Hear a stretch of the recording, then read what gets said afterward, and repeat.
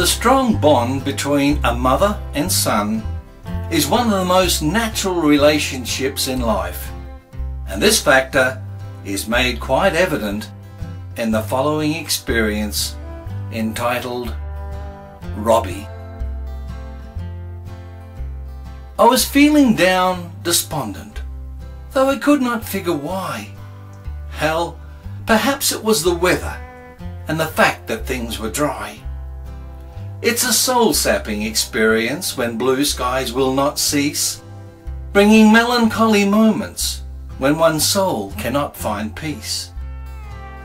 Then my mood was interrupted by an email coming through, and I glanced down at my laptop.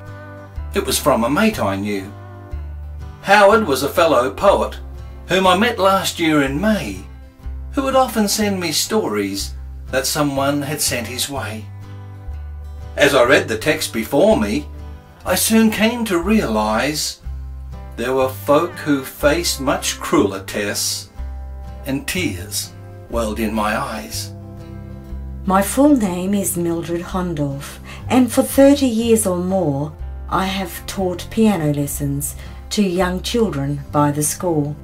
Though I've taught a lot of students who have shown ability, there were sadly some among them who were challenged musically. Of that number was young Robby, and he had a single mum, and the lad was now 11, much too old, I thought, to come. But it's always been my mother's dream to hear me play, he said, and those haunting words still linger to this day within my head. Robby had no tone or rhythm, and this fact he could not hide. He just lacked inborn ability, but still the lad he tried. He learnt elementary pieces and would dutifully review all the scales I put before him, but deep down inside I knew that the poor child showed no promise and would never learn to play, but each week his words would echo, "Mum'll hear me play someday." Robby's mother always smiled and waved, though did so from her car, and I'd never met her personally in any way so far. Then one day Rob never came again. I guessed he'd just moved on, though I must admit I felt at ease now that the lad was gone.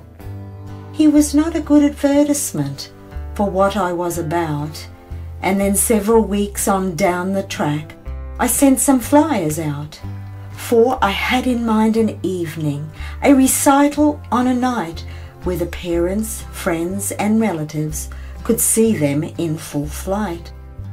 It seems Robby too received one, and he asked if he could try, but I told him it's impossible. He did not qualify. You have not attended lessons, so it really wasn't fair. But my mum was sick, young Rob explained. She couldn't drive me there. I've been practicing, Miss Hondorf, and Mum wants to hear me play. I don't know how he persuaded me, but Robby got his way. He'd perform before my closer, just in case his effort died, and that way I'd salvage self-esteem, or bluntly, save my pride. Well, the evening had gone splendidly, and Rob was paged on next. But the sight of his appearance, wow, it really left me vexed. The lad's clothes were unironed, wrinkled, and his hair was quite a mess, and it looked like an egg beater had been through it, I confess. But he sat at his piano and announced out very loud he would play Mozart's concerto in C major for the crowd.